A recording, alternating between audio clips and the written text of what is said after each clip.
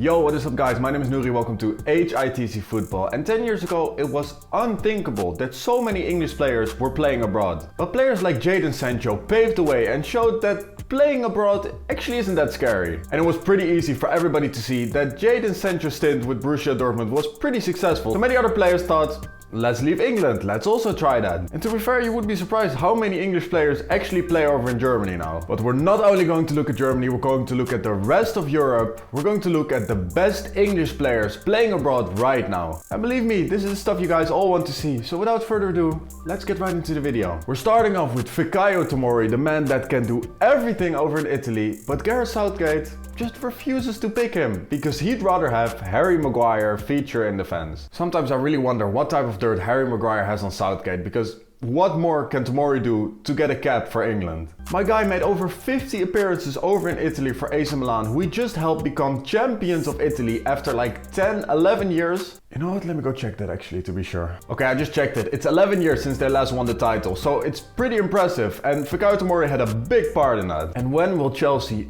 ever stop buying players and just accept that they have a pretty good youth academy? Because I can tell you one thing, this is not the last player in this list that actually came from the Chelsea academy. But yeah, big mistake from Chelsea selling him back in 2021 for only £25 million, because he's literally worth almost double. So yeah, all in all, Vikayotomori is doing great over in Italy. And the big question is, will he actually go to the 2022 World Cup? I really hope so, because honestly, he's a great defender. And he's still only 24 years of age. So if I can advise Southgate, take this guy. Would be better for the squad if you do. Next up is Rhys Oxford. And I have to be honest guys, for some time, I really forgot that this guy existed. I still remember when at 16 years of age, he made his debut for West Ham and he absolutely outplayed Mesut Ozil in that game against Arsenal. He was absolutely ridiculous. And to be fair, everybody thought that he was going to be a big talent. But after he only made 17 appearances for West Ham, and then he got numerous loan moves that all were kind of not great. He went to Germany the first time with Borussia Mönchengladbach, where he wasn't really good, and also at Reading he couldn't really impress. But since he joined Augsburg, things have been going up for Rhys Oxford. Okay, maybe he isn't the player that we all expected that he would actually become, but he's doing pretty good for himself over in Germany. And even in a side that was fighting relegation for the entire season, Rhys Oxford was very good, and he was definitely a big part in keeping them in the Bundesliga. It's ridiculous that this guy is still 23 years old. I mean, he broke through at such a young age, and there's still actually a lot for this guy to achieve. And to be fair, I'm happy to see him do well. He made over 70 appearances for Augsburg, and I think he's gonna stay there for quite some time, because it feels like he definitely found his club. Kind of sad what happened to Ozil in his career, right? He's only 32 years old, I think. Oh man, he could have been such a great player. But anyways, let's not talk about it. Let's move on to the next player. Next up is Nuri Madueke, and believe me, last season at the start of the campaign, I thought, Jesus Christ, this guy is absolutely unbelievable. Why didn't Ajax buy him? Because in the first game of the season, the Johan Cruijffschaal, this guy absolutely ripped Ajax apart. He was unbelievable, scored 2 goals if I remember correctly. And that was the moment when I thought,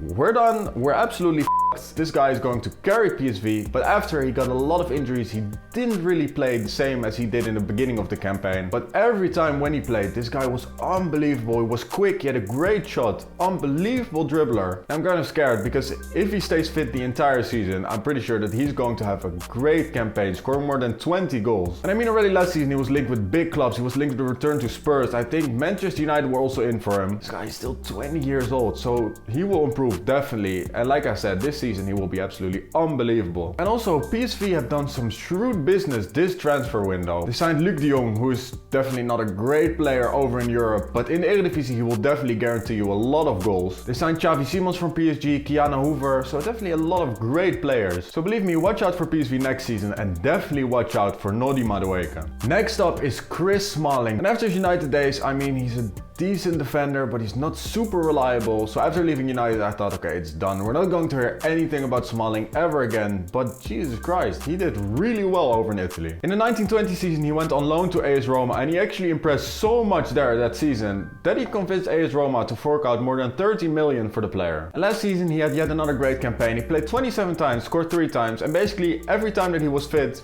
he was playing. By the beginning of the season, Jose Mourinho was like, nah, I know you're from Manchester United, I know what you're capable of, you're not going to be my center back. I don't know what happened to him, he's actually a great defender now. So Mourinho also realized that, and after he played everything. And the pair also won the Conference League together for whatever that's worth, but still, it's a European trophy, so it definitely counts. And next up, you guys were probably all waiting for this guy, is obviously Jude Bellingham. How can you forget this guy? I have to be honest, I'm a massive fan of this guy. I think that he's absolutely unbelievable, and the ridiculous thing is that this guy only just turned 19 years old. This guy was already running the Borussia Dortmund midfield at 17. And as far as I can remember, I don't really think that there's another 17-year-old who already has his shirt number retired at a club. Because after leaving Birmingham, that's literally what happened to Bellingham. His number 22 is retired at the club. And believe me, in a few years, we will have the exact same story, but with his brother, because apparently at 15 years of age, he's also an absolute machine. Imagine that, a club retiring 2 shirt numbers from 2 brothers who are under 20. But anyways, we're not going to talk about his brother Joe, we're going to talk about Jude Bellingham, because this guy is an absolute machine. Like I said, I'm literally lost for words. This guy is literally ridiculous. He only missed 2 games in the Bundesliga last season. He scored 3 times, gave 8 assists. And also in the Champions League, he played all the 6 games for Borussia Dortmund after they got knocked out already in the group stage. They definitely invested Haaland's money well to just improve the entire team, so surely Bellingham is also going to profit off of that. But yeah, this guy's ridiculous. He already played more than 60 games in the Bundesliga. His transfer value is already 72 million, and Real Madrid is already trying to get a deal for next summer for more than 100 million pounds. And in all honesty, that's literally what he's worth. If you want this guy, you have to pay at least that amount of money. And again, fair play to Birmingham. They already saw that this guy was a baller. They have a 5% sell-on clause. So if this guy makes a transfer, a lot of money is going to come their way again. So yeah, I'm a big fan of the guy. I hope that he ends up with a big club over in Europe. I mean, Real Madrid is obviously linked. Liverpool's also trying to sign a player, but I don't know. I just want to see him at the highest level. And next up, another player that you definitely expected in this list, because Tammy Abraham arguably is the best English player playing out of the Premier League this season. And again, this is the same story with Chelsea. This guy is clearly talented. Everybody could see him, but they were like,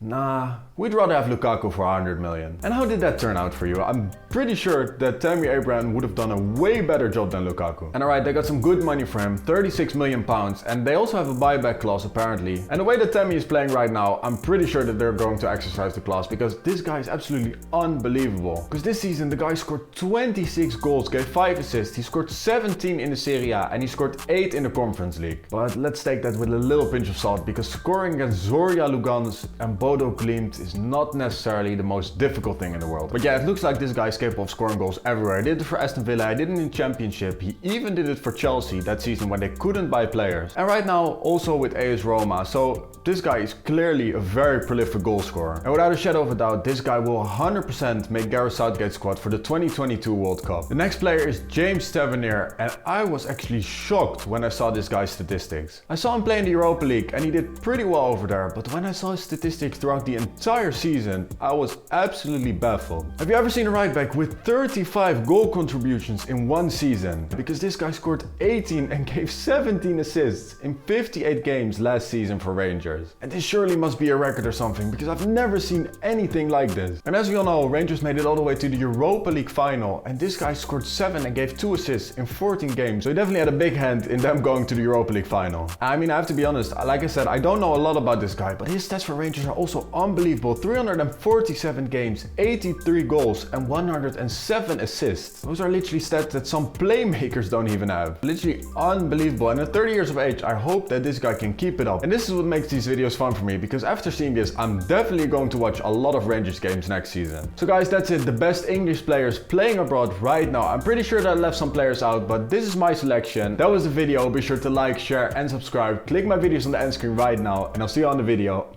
What? And I'll see you on the next video. Peace.